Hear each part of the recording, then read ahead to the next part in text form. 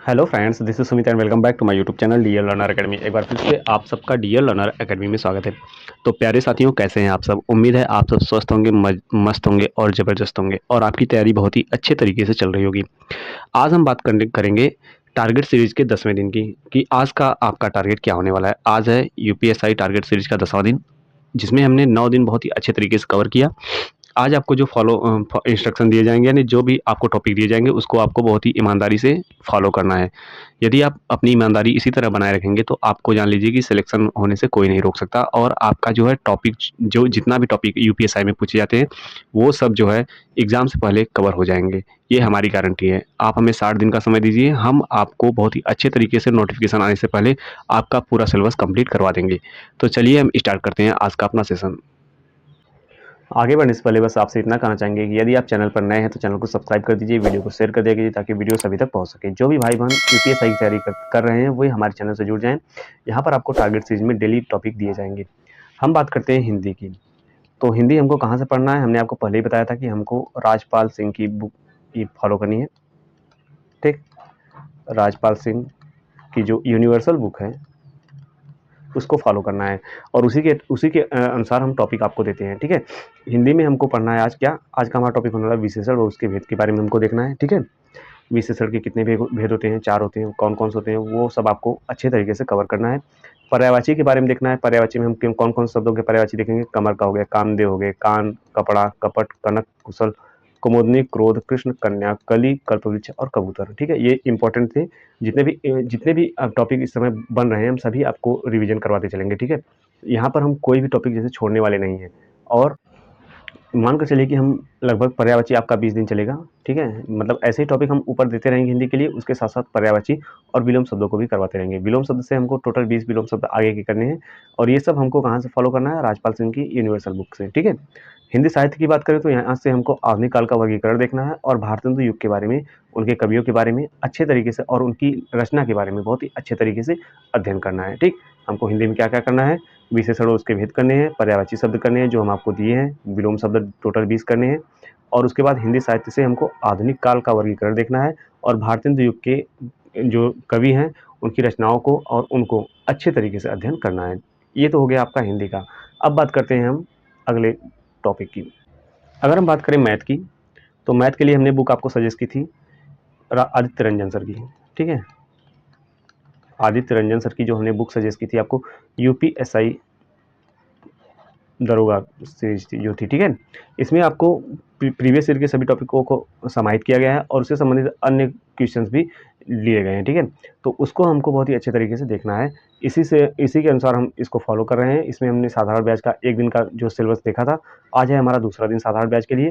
इसमें हम आज देखेंगे एलिगेशन पर आधारित प्रश्न और विविध प्रश्न से हमको टोटल 80 क्वेश्चन सॉल्व करने हैं। ठीक है, 80 क्वेश्चन में हम क्या क्या रखने वाले हैं, एलिगेशन पर आधारित और विविध प्रश्नों से।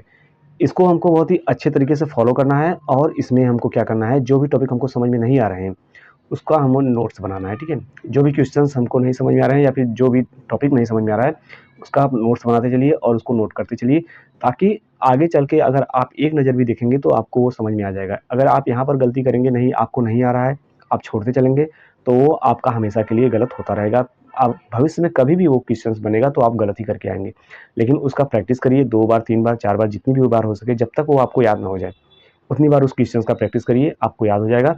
और उसका एक अलग से डायरी बना लीजिए, उसमें आप उसको नोट करते चलिए। ठीक, एग्जाम के टाइम में यही सब काम देता है। जो आप छोटे छोटे नोट्स बनाए रहेंगे वही आपको काम देगा। ये आपके बड़े बड़े जो नोट्स बने रहते हैं उसमें से आप नहीं पढ़ सकते, लेकिन जो छोटे छोटे नोट्स होते हैं वह आप एक बार रिविजन कर सकते हैं एग्जाम के टाइम में। ठीक है, अब रीजनिंग की बात करें तो रीजनिंग में हमने अभी तक जितने भी टॉपिक पढ़े हैं, जैसे हो गया जल प्रतिबिंब, दर्पण प्रतिबिंब, कोडिंग, डिकोडिंग, इन सब से आज आपको मिसलेनियस क्वेश्चंस करने हैं। यानी मिसलेनियस का मतलब होता है कि जब मतलब आपको सभी टॉपिकों से कम 10 प्रश्न आपको प्रैक्टिस करने हैं। ठीक है, मान कर चलिए टोटल आपको यहाँ से 100 से 150 क्वेश्चन प्रैक्टिस करने हैं।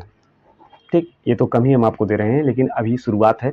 आपको इतने क्वेश्चन यहाँ से प्रैक्टिस करने हैं। कोडिंग डिकोडिंग का हो गया, मिसलेनियस से संबंधित, और इसमें हो गया आपका दर्पण प्रतिबिंब, जल प्रतिबिंब, और उसके बाद आपका हो गया क्या, नंबर श्रृंखला। ठीक है, ये सब जितने भी टॉपिक हमने आपको कवर कराए हैं उनसे आपको सभी टॉपिक से 150 क्वेश्चन आपको सॉल्व करने हैं बहुत ही अच्छे तरीके से। यहाँ पर भी आप जिस टॉपिक में फंस रहे हैं उसका नोट बनाइए और उसको बार बार देखिए।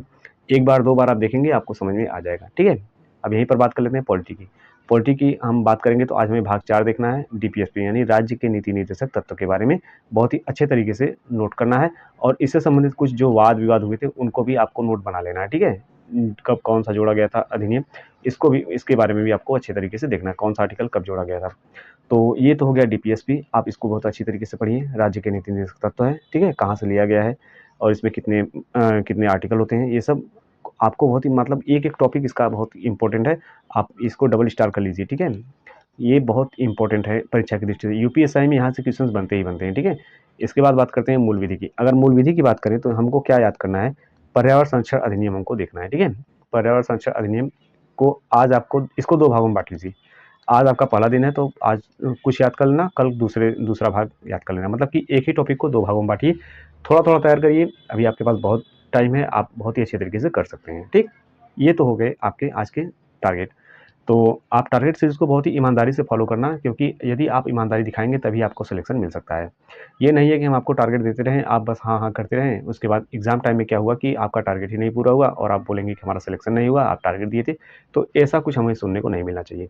आपको टारगेट बहुत ही अच्छे तरीके से फॉलो करना है और इसके जो हम जितने भी टॉपिक दे रहे हैं उसको विधिवत तरीके से लगाइए। ईमानदारी के साथ आप हमसे जुड़ना और अपने एक आप यदि टारगेट फ़ॉलो कर रहे हैं तो एक छोटा-सा कमेंट भी कर दिया कीजिए कि नहीं भाई हम टारगेट फ़ॉलो कर रहे हैं और आपके द्वारा दिए गए आंसर का फ़ॉलो कर रहे हैं, ठीक है?